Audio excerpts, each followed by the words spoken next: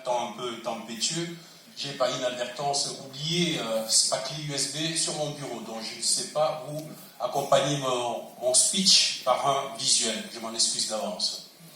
Donc, vous serez concentré uniquement sur ma voix. Donc, il m'a été demandé de vous parler de l'immigration et de l'ethnicité au cœur des tensions du vivre ensemble. Mais comme vous le savez, la migration fait partie des grandes questions de société. Elle est au cœur d'intenses débats politiques et sociaux. Elle fait partie, pour ainsi dire, d'une réalité sociale qu'aucun État au monde ne saurait ignorer. Et pourtant, la migration est communément associée à des drames humains. Pour mieux comprendre ses caractéristiques, son évolution, son internationalisation et ses enjeux, la migration se doit d'être appréhendée dans une perspective mondiale, comme un phénomène à facettes multiples, inhérentes à la nature humaine. Mon propos sera articulé autour de 3 grands points. Premièrement, je vais parler de la migration comme un phénomène inhérent à la nature humaine. Dans un second temps, j'aborderai l'assignation identitaire comme source de tension et de fracture sociale. Un caillou, justement, pour le vivre ensemble. Et en troisième lieu, je vais traiter la migration. Je vais parler de la migration que l'on traite dans l'urgence et surtout sur l'angle utilitariste, qui est également une source de tension. À partir d'une démarche socio-historique, je vais soutenir l'idée que, en ce qui concerne mon premier point, que la migration est un phénomène ancien et que l'être humain est un migrant régulier. De tout temps, les hommes ont migré. L'histoire de l'humanité est une histoire de déplacement des êtres humains. Vous me permettrez alors de faire un petit flashback historique en m'appuyant sur 7 moments précis de notre histoire pour pouvoir illustrer ce propos. Je parlerai d'abord notamment du peuplement de la Terre par dispersion. Après, j'aborderai l'expansion territoriale et la mobilité dans le monde romain. Ensuite, j'aborderai les invasions germaniques. Je parlerai de la mobilité entre la mobilité ethnique et le brassage des cultures, ce qui me permettra plus loin d'aborder le commerce triangulaire. Et après quoi, je terminerai ce premier point sur les migrations européennes qui ont eu lieu au XIXe siècle.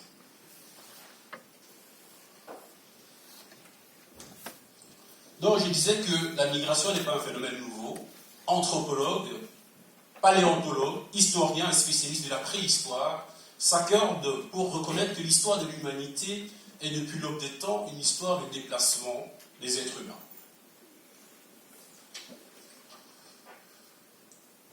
Aujourd'hui, l'homme vit aux 4 coins du monde. C'est le résultat d'un long processus qui démarre à la préhistoire où nos ancêtres migrent pour la toute première fois. Dès l'acquisition de la bipédie, il y a environ 7 millions d'années, les australopithèques se répandent sur le continent africain. Ensuite, l'Homo erectus serait le premier à sortir d'Afrique aux alentours de 2 millions d'années, d'abord en direction de l'Asie, puis de l'Europe. Les scientifiques ne s'accordent pas sur le cas d'Homo sapiens, notre ancêtre direct. En effet, les découvertes les plus récentes ont bouleversé ce que l'on pensait jusqu'alors. Parmi toutes les hypothèses, 3 tendances émergent. La première voudrait que chaque variété d'Homo erectus dans chaque région du monde ait évolué en autant de variétés d'Homo sapiens. Une autre interprétation suggère qu'Homo sapiens serait né en Afrique et en migrant se serait substitué aux évolutions locales d'Homo erectus. Enfin, une voie médiane postule que Homo sapiens, au sortir d'Afrique, se serait mélangé aux espèces locales, comme Néandertal en Europe. Quoi qu'il en soit, ces migrations se sont principalement faites à pied, en suivant les côtes et les cours d'eau. Les chercheurs supposent que nos ancêtres se sont répandus de groupe en groupe, kilomètre par kilomètre, à la recherche de nouveaux espaces de chasse et de nouveaux abris naturels, mais aussi poussés par la curiosité. car les hominidés étaient avant tout des nomades vivant de chasse, de pêche et de cueillette. Le climat est un aspect important car tantôt il isole, tantôt il permet la circulation entre les continents par l'alternance de périodes glaciaires et de périodes tempérées. Une fois installé, l'Homo sapiens s'est sédentarisé.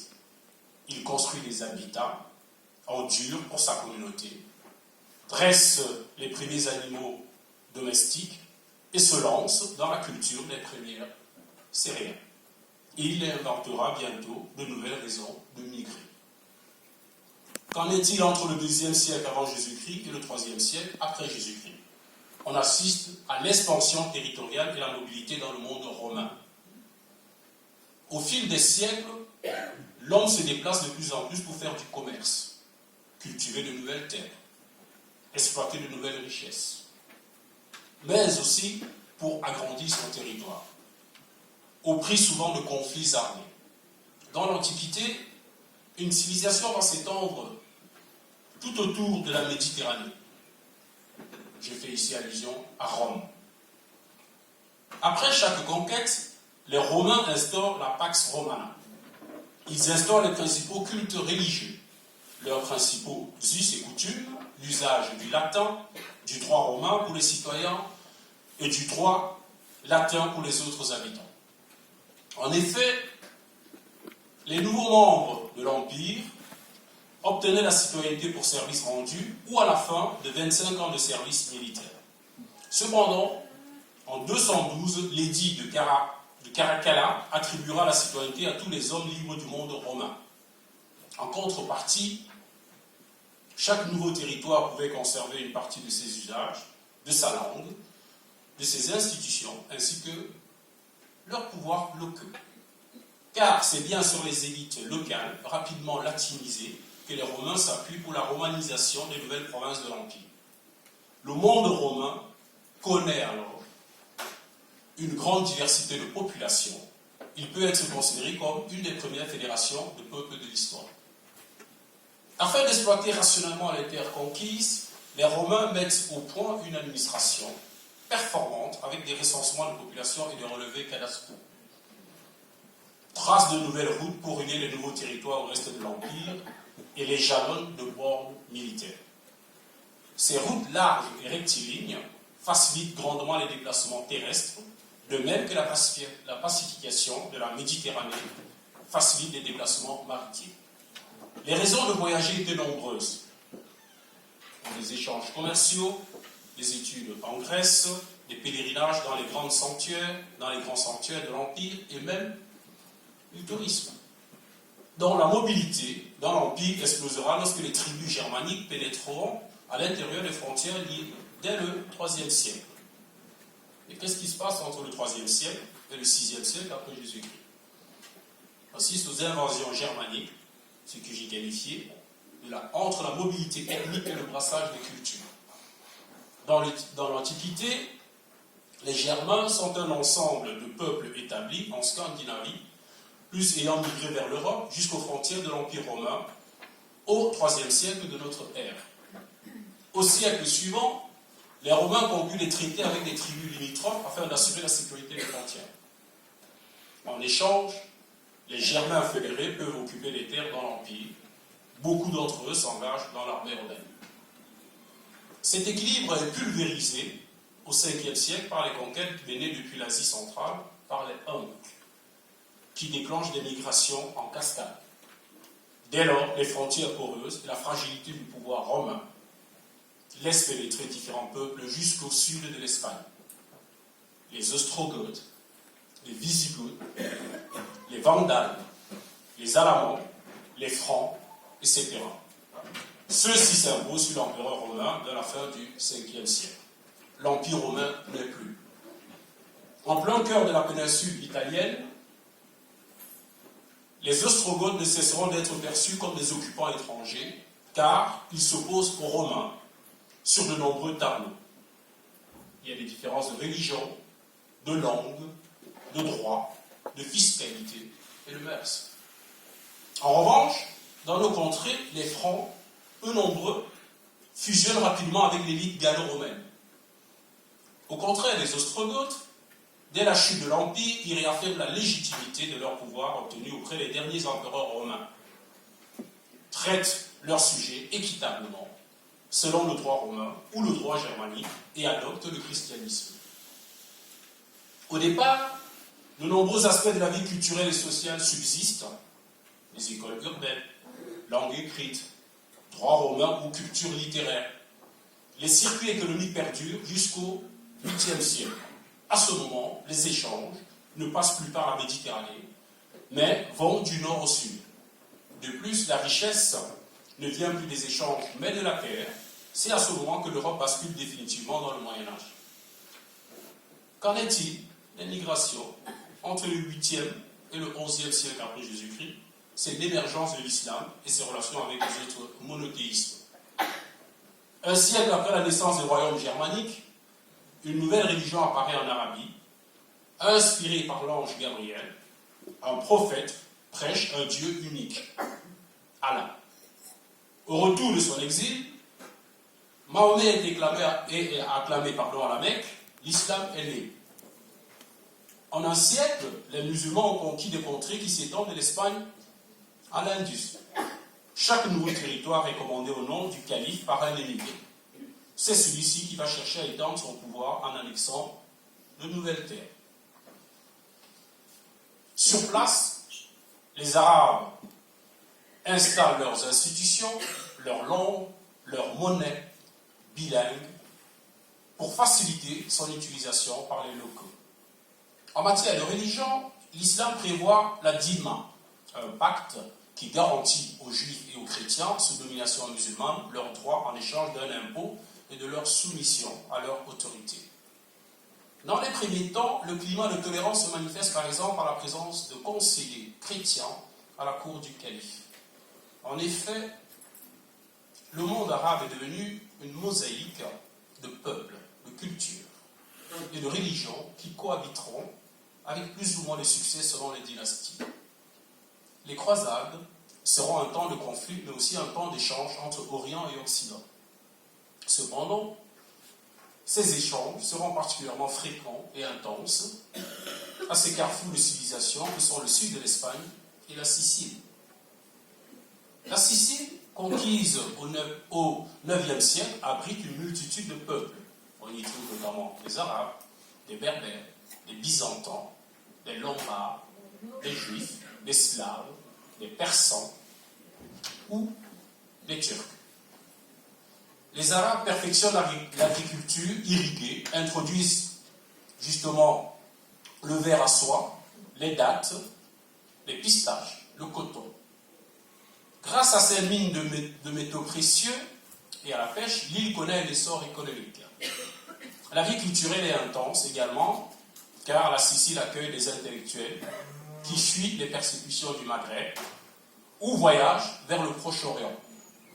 Les intellectuels musulmans transcrivent aussi les auteurs antiques que les chrétiens, à la recherche d'un nouveau système de philosophie, convoitent.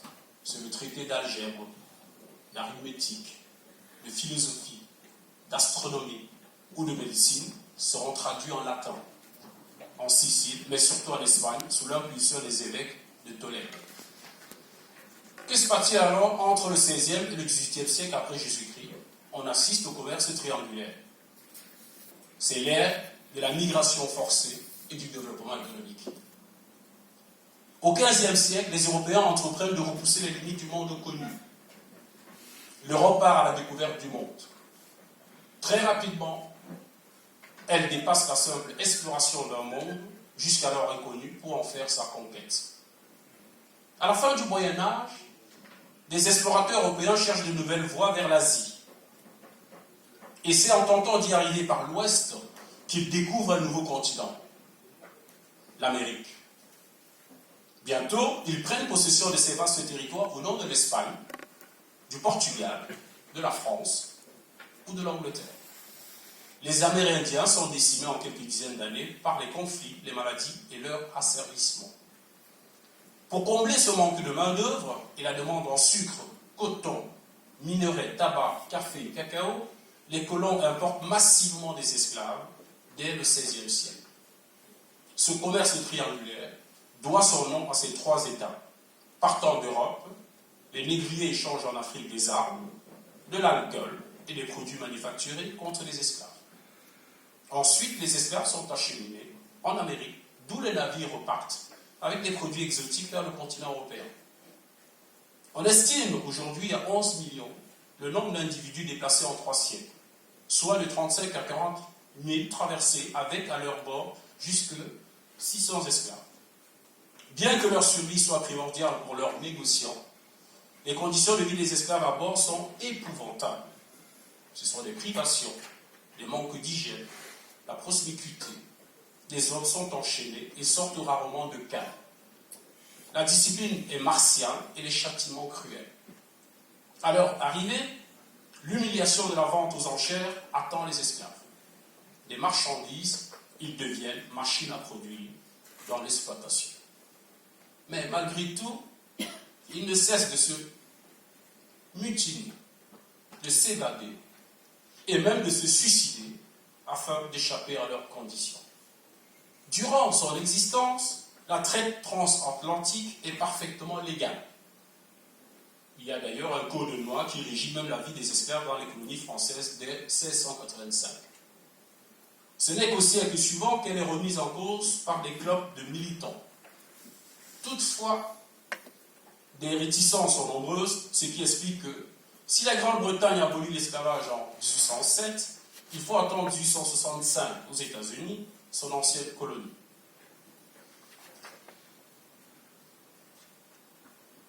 Du XVIIIe siècle au XIXe siècle, qu'est-ce qui se passe? C'est l'ère des empires coloniaux. Ce que j'ai qualifié entre migration et partage colonial du monde. Au XVIIIe siècle, la colonisation mobilise de nouveaux pays comme les Provinces-Unies, anciens Pays-Bas, et la Russie. Mais au siècle suivant, les libéraux contestent la colonisation qui alors ralentit. Ils affirment en effet que l'économie européenne ne doit plus passer par la domination politique des pays avec qui elle commerce. À la suite des États-Unis, des pays d'Amérique du Sud obtiennent leur indépendance au début du XIXe siècle. La colonisation reprend cependant de plus belle dans la seconde partie du siècle, tournée cette fois vers l'Asie et l'Afrique. L'Allemagne, l'Italie et la Belgique s'ajoutent aux autres puissances coloniales. Ce partage du monde, malgré les quelques conférences internationales auxquelles il donne lieu, aggrave les tensions entre les Européens. Par ailleurs, la confrontation entre l'Europe christianisée et les pays colonisés est un vrai choc de culture, car les coloniaux imposent leur langue, leur religion, leur culture, leur mode de vie et leurs valeurs, tout en étant toujours minoritaires sur place. Dans le cas du Congo belge, le français et le catholicisme sont imposés dès son acquisition par Léopold II en 1885. Néanmoins, elle permet l'apprentissage à l'école primaire des dialectes locaux à côté du français. La ségrégation sévit, tout comme dans les autres colonies. Évidemment, les Blancs vivent dans des centres urbains, tandis que les Noirs habitent dans la périphérie et fréquentent des écoles différentes. L'envoi de Belges est strictement contrôlé et a pour but de répondre aux besoins de la colonie. Le départ pour le Congo signifie, pour les colons, une ascension sociale, la garantie d'une vie plus confortable, avec un ou des domestiques à son service. Rares sont, inversement, les Congolais ayant migré vers la Belgique avant l'indépendance. Il y eut également recours à l'enrôlement des travailleurs forcés venus des régions limitrophes au Congo, en Angola et en Rhodésie du Nord. Qu'en est-il du XIXe siècle? Les migrations européennes, ce que j'ai qualifié entre récession économique et migration en Occident. Parallèlement au départ vers les colonies, les Européens vont migrer massivement au XIXe siècle. En effet, on estime à 50 millions le nombre d'individus ayant quitté l'Europe entre 1800 et 1914. Plusieurs facteurs sont en cause. Les révolutions industrielles entraînent une explosion démographique dans les pays qu'elles touchent. Par ailleurs, une crise agricole sévit en même temps, entraînant les paysans dans la misère. Enfin, dans une moindre mesure, les persécutions politiques et religieuses en Russie et en Roumanie provoque de nombreux départs. Donc, l'émigration européenne du XIXe siècle est la première migration économique massive de l'histoire, facilitée par le développement du chemin de fer et des compagnies maritimes transcontinentales, dont la Red Star Line qui provoque des départs depuis le port d'Anvers. À la recherche d'un ailleurs plus favorable, les Européens se dirigent vers les États-Unis et le Canada, dont ils servent la forte croissance économique en exploitant de nouvelles terres. Les émigrés proviennent d'abord d'Europe du Nord, puis d'Europe centrale et de l'Est. Mais, peu avant la Première Guerre mondiale, le Congrès américain envisage de limiter l'immigration en mettant en place une politique de quotas d'origine nationale, favorisant uniquement les immigrés d'Europe occidentale. La Belgique subit aussi une crise agricole en même temps que sa population s'accroît. De nombreux paysans tentent leur chance d'abord dans les pays proches, comme la France. Des mineurs et des ouvriers textiles s'installent dans le nord, à tel point que Roubaix est perçu comme une colonie belge, ce qui crée quelques tensions avec les Français. Bien considéré par ses employeurs, le Belge est vu par les ouvriers comme un briseur de grève, et ses compétences sont jalousées. Toutefois, des signes de sociabilité sont attestés et ils finissent par se fondre dans le paysage des migrants régionaux. Tout comme les autres Européens, les Belges migrent en Amérique du Nord, où ils s'intègrent rapidement en raison de leur dispersement. Ils y connaissent des fortunes diverses. Malgré les difficultés, les États-Unis font figure de pays de cocaïne. Contrairement au Canada, ils font pourtant figure d'immigrés idéaux, car francophones et catholiques. Enfin, les Belges ont œuvré à l'industrialisation de la Russie méridionale en important capitaux, infrastructures et main-d'œuvre temporaire afin de former justement les Russes. Cela étant, après avoir brossé ce contexte socio-historique de la migration, attardons-nous un peu sur la polysémie même du vocable migration qui pose tant de problèmes pour le vivre ensemble. Donc, même si les facteurs, tout comme les modalités de migration ne sont pas toujours le résultat d'un choix délibéré, force de souligner que l'être humain migre régulièrement et continuera à le faire. Mais pourtant, il convient de souligner que ce phénomène n'est pas traité de la même manière d'une époque à l'autre, encore moins d'un pays à l'autre, et à l'intérieur de l'État, d'un contexte urbain à l'autre.